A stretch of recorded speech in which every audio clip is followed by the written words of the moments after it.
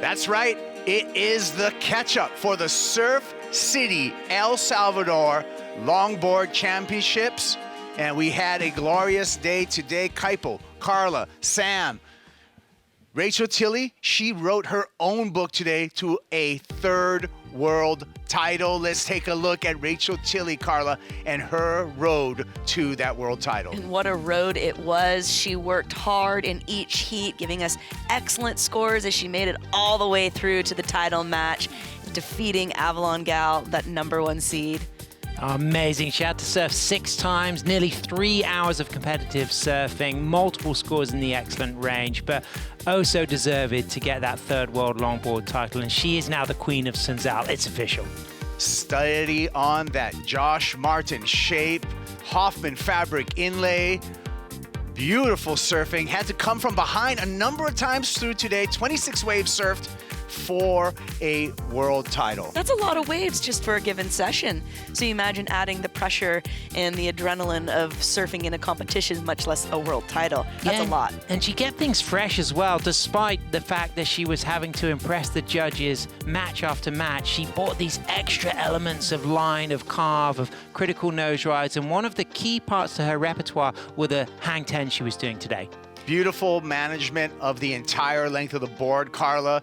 Nice fade, in control, it seemed like all day long. All day long, she definitely had her eyes on the prize. She was humble in her thanks speech, but I think she knew she really wanted this third world title.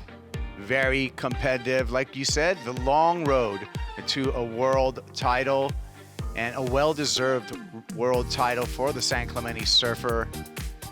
10 years in between her world titles, by the way. First one just in 2015, just at 17 years old, and now her third world title. Yeah, and around that time also she's been someone who's got into the surf media. She's studied at Bond University in Australia. She's launched a podcast, but she stayed relevant as an elite level competitive surfer. And it's really impressive and inspiring to see how well-rounded her career now is.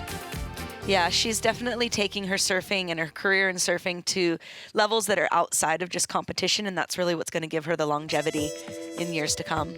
Well, she's going to join the 3 club, Cori Schumacher, Honolua Blomfield, Soleil Ericco, all with 3 world titles. You can add Rachael Tilly to that list. Yeah, it really is a testament as well to Josh Martin Designs. He calls them springers, those stringers on the boards that give that board flex and liveliness. Look at the back-to-back world titles, Carla. Yeah, Rachael Tilly with the back-to-back, Soleil Ericco with 2023 and 2022 back-to-back, and Hano 21 and 19 with that break in between for the COVID situation. But yeah, pretty impressive. And it seems to be a pattern for women's world longboard champions. Kalia Moniz going back-to-back, Honolua doing it, and Soleil doing it, and now Rachael. Yeah, I enjoyed another chapter today. It was just the opening chapter for Kai Ellice-Flint. We're talking about a stylish Australian who came from match number 4, forced the best 2 out of 3 with the #1 seed, Edouard Delpero, and Carla was dominant in those title matches. Yeah, he was dominant. He was dominant in that first match that he surfed against Taylor, but it was really in this title match against Edouard Delpero that he just screamed away with it, just locking in with that really subtle approach, the contemporary modern longboard style that has those leans and nods to the traditional aesthetic. And how was that bottom turn then? I mean, involvement surfing to its max. The way he compressed low and that board just drove off the bottom. He uses the power points in the wave so effectively, Kaipo. Yeah. And world champs that shape their own boards. He's on that list as well. Kai Salas, I think, and Mark Richards. Add Kai Ellice-Flint to that. Look at magic board he made for himself, Carla. Yeah, the higher state label definitely providing some really excellent surfing, as we just see there as he wraps it around. Just so fluid, so in control, and just really giving us everything we're looking for in that purest longboard form. Yeah, just beautiful style. Yeah, and he calls it the Frisian model, the 9/8, which is the thrill in French. And his surfing, yes, it was precise and pure, but it was thrilling to watch. It had you on the edge of your seat because he was doing things that few people can do that well. Yeah, we talked a lot about different surfers having a formula and having maybe a bit of a formulaic approach.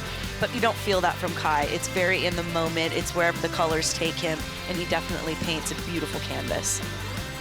Yeah, an artist on the wave, stylish in his approach, progressive in the turns, a mix of old and new, just been pleasurable to watch all day long. Sweet like a shot of honey in your eyes, Kai Ellice-Flint. Oh, absolutely. And, you know, look at those hang tens. You can see that the degree of difficulty in the work that he is doing, but you can also appreciate why Sun Zal is such a great longboard spot. It's this canvas with a change in pace between those steeper fast sections and those wider shoulders that allow rail work. And he really worked those to perfection. Sure did. And another one for the Aussies, the 8th world champion coming out of Australia. Let's take a look at our world champions, Kai Ellice-Flint, our latest, Carla. Yeah, and what a special moment for him to be able to put his name and his flag representing Australia on the board there.